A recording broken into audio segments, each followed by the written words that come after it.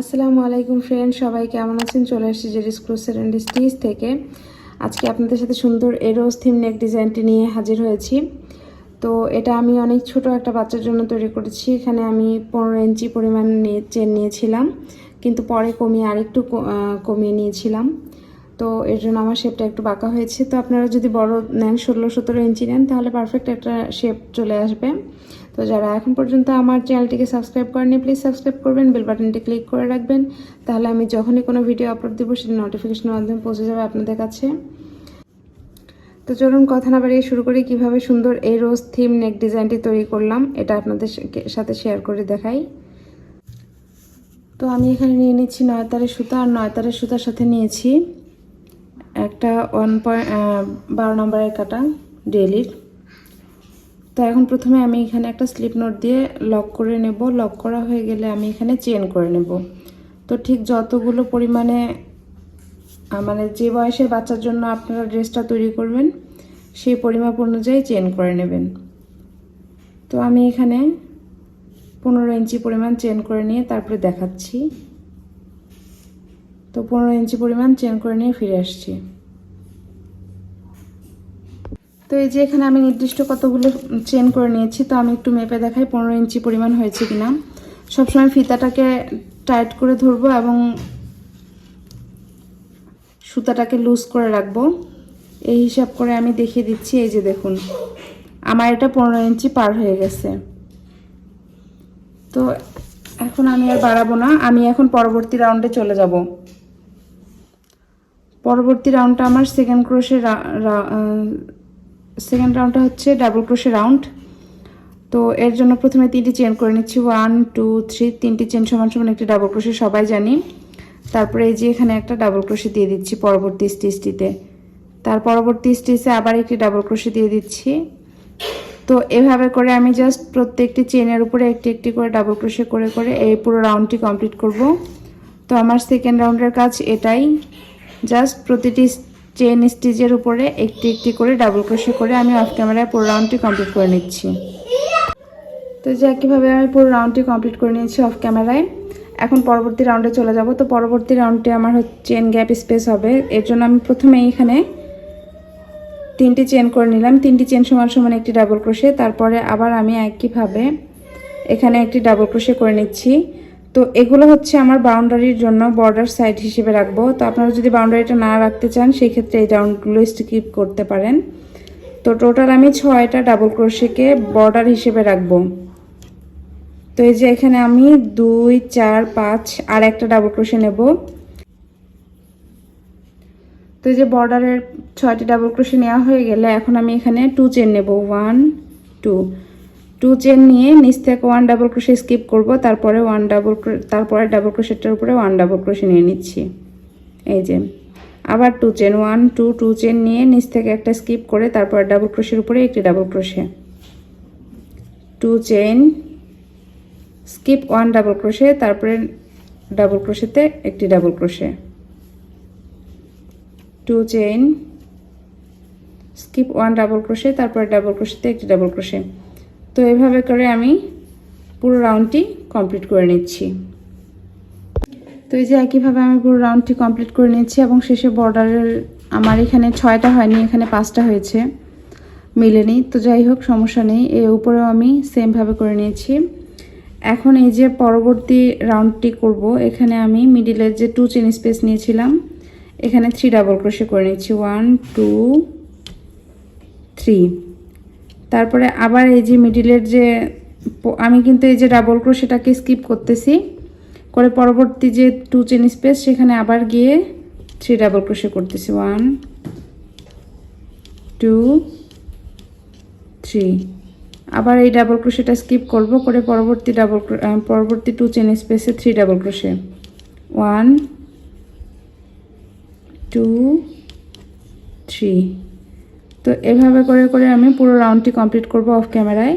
শুধু এই 2 চেন স্পেসে 3 ডাবল ক্রোশে করব এবং এই ডাবল ক্রোশেটা স্কিপ করব। এভাবে করে পুরো রাউন্ডটা কমপ্লিট করে ফিরে আসছি। তো এই যে একইভাবে আমি পুরো রাউন্ডটি কমপ্লিট করে নিয়েছি অফ ক্যামেরায়। 3টি করে ডাবল ক্রোশে 2 চেন স্পেসে নিয়ে নিয়েছি, আর এই যে 1 ডাবল ক্রোশে স্পেসটি ফাঁকা রেখেছিলাম। তো এইভাবে পুরো রাউন্ডটি কমপ্লিট করার পর আমি এখানে পরবর্তী রাউন্ডের জন্য অন্য কালারের সুতা অ্যাড করে নিয়েছি। তো সেম কালার দিয়ে করতে চাইলে আপনারা কন্টিনিউ করবেন। এখন আমি এই যে বর্ডারের যে ডাবল ক্রোশেগুলো সেগুলো করব। তার জন্য প্রথমেই 3টি চেন করে নিচ্ছি। তো 3টি চেন সমান সমান একটি ডাবল ক্রোশে আমরা সবাই জানি। তারপরে বর্ডারের যে ডাবল ক্রোশেগুলো সেগুলো করে নিচ্ছি।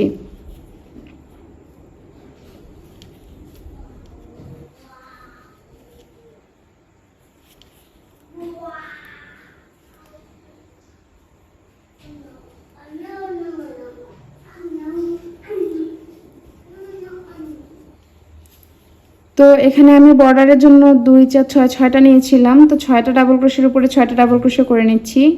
6টা ডাবল ক্রোশে করা হয়ে গেলে 2 4 6 6টা হয়ে গেলে এখন একটু খেয়াল করবেন, এই যে এখানে 3টা করে ডাবল ক্রোশে নিয়েছিলাম, নিয়ে যে ডাবল ক্রোশের উপরের স্পেসটা ফাঁকা রেখেছিলাম এই বরাবর আমি একটা ভি শেপ করে নিব। তো জাস্ট কিছু না, জাস্ট এই মিডিল স্পেসে, এখানে কিন্তু কোনো চেন স্পেস নেই, তারপরেও সেই স্পেসেই আমি একটা ভি করে নিব। তো এই ভি অর্থাৎ একটি ডাবল ক্রোশে 2টি চেন, একটি ডাবল ক্রোশে। তো এই যে আমার প্রথম ভিটি কমপ্লিট হয়ে গেল। এরপরে কোনো চেন না নিয়ে ডিরেক্ট পরবর্তীতে আবার এই 3 ডাবল ক্রোশের পরে যে স্পেসটা থাকবে সেইখানে একটি ডাবল ক্রোশে 2টি চেন, একটি ডাবল ক্রোশে করে নিচ্ছি। আবার পরবর্তী স্পেসে একটি ডাবল ক্রোশে 2টি চেন, একটি ডাবল ক্রোশে করতেছি। আবারও পরবর্তীতে সেম ভাবে একটি ডাবল ক্রোশে 2টি চেন, একটি ডাবল ক্রোশে। তো এভাবে করে করে এই পুরো রাউন্ডটি আমি অফ ক্যামেরায় কমপ্লিট করে নিচ্ছি। ফিরে আসছি পুরো রাউন্ডটি কমপ্লিট হওয়ার পর। তো এই যে একইভাবে আমি এখানে পুরো রাউন্ডটি কমপ্লিট করে নিচ্ছি ভি শেপ করে করে। আর সাইডে এসে আমি এখানে বর্ডারের ডাবল ক্রোশেগুলো করেছি এবং পরবর্তীতে অন্য সুতা অ্যাড করে পরবর্তী বর্ডারের ডাবল ক্রোশেগুলো করে নিয়েছি। এখন আমি পরবর্তী মেইন কাজে চলে যাব। তো এখানে আমি প্রথমেই 3 4 5 5টা চেন নিলাম, নিয়ে এই যে ভি এর 2 চেন স্পেস রয়েছে, এই 2 চেন স্পেসের মধ্যে আমি 5টা ডাবল ক্রোশে করব। 1 2 3 4 5। তো এই যে 5টা ডাবল ক্রোশে করা হয়ে গেলে আমি এখানে একটা পপকর্ন স্টিচ করব। তো পপকর্ন স্টিচ অর্থাৎ হচ্ছে এই যে এখানে লুপসটা ছেড়ে দিলাম, ছেড়ে এই প্রথম যে ডাবল ক্রোশেটা সেখান থেকে লুপসটা বের করে নিয়ে একটা লক দিয়ে নিলাম, হয়ে গেল পপকর্ন স্টিচ। আবারও আমি এখানে 5 চেন করে নিচ্ছি। 1 2 3 4 5। আবার পরবর্তীতে যে ভিটা রয়েছে সেই ভি এর মধ্যেও আমি সেম ভাবে 5টা ডাবল ক্রোশে করে নিয়ে একটি পপকর্ন করে দেব। 1 2 3 4 5। 5টা ডাবল ক্রোশে করা হয়ে গেলে আবারও আমি এখানে একটা পপকর্ন স্টিচ করব।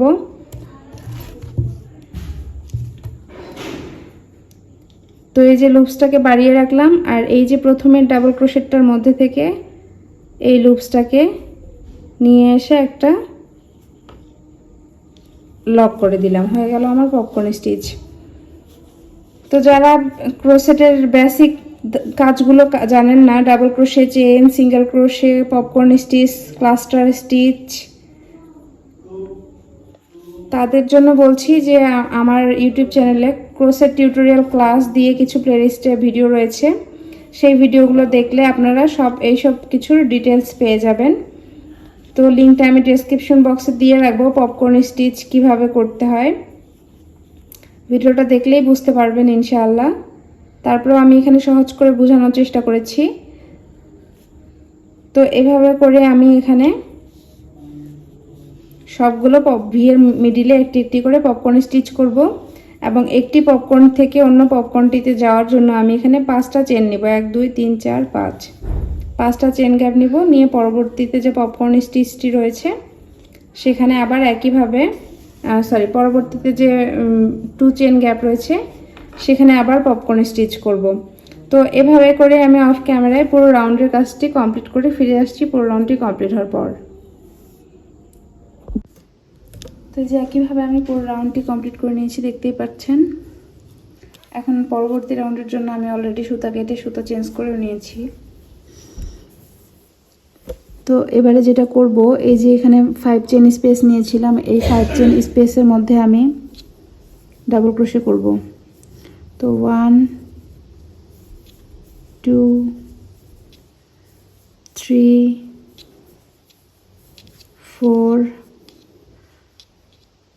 4 ডাবল ক্রোশে দিয়ে একটা 3 চেন করে পিকো করে দিচ্ছি।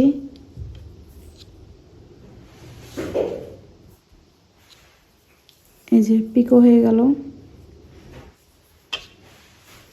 তারপরে আবার এখানে একই স্পেস থেকে আমি আরও 3টে ডাবল ক্রোশে করে নিচ্ছি। 1 2 3, অর্থাৎ টোটাল আমার 7টা ডাবল ক্রোশে হলো। তারপরে এই যে পিকোর স্পেস থেকে আমি একটা সিঙ্গেল ক্রোশে দিয়ে দিচ্ছি, দিয়ে জয়েন দিয়ে দিলাম। তো এই যে এরকম হলো দেখতে জিনিসটা। এটা হচ্ছে আমার সোজা সাইডটা। আবার একইভাবে পরবর্তী যে 5 চেন স্পেস রয়েছে সেখান থেকেও সেমভাবে করব। প্রথমে ডাবল ক্রোশে করে নিচ্ছি 4টা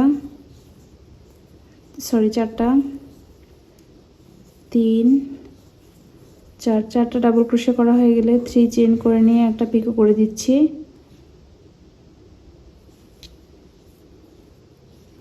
আবার একই স্পেস থেকে 3 চেন করে নিচ্ছি।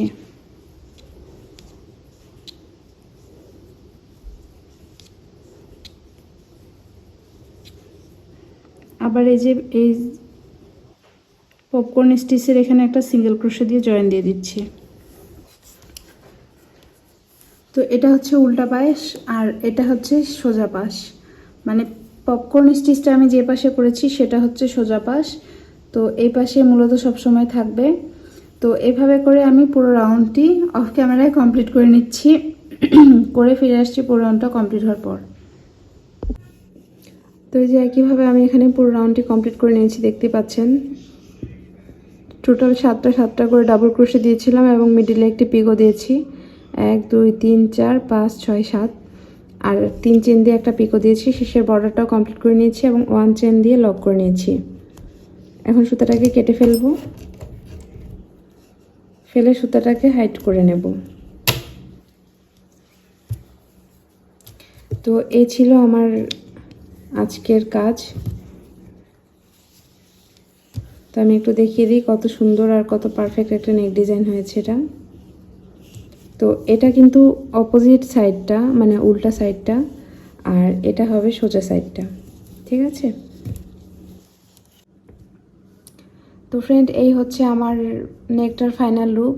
তো ভিডিওটি কেমন লাগলো কমেন্টে অবশ্যই জানাবেন। ভালো লাগলে একটা লাইক করবেন, শেয়ার করে অন্যদের দেখার সুযোগ করে দেবেন, আর বেশি বেশি করে কমেন্ট করবেন যাতে আপনাদের উৎসাহে আমি আরও নতুন নতুন ভিডিও আপলোড দেই।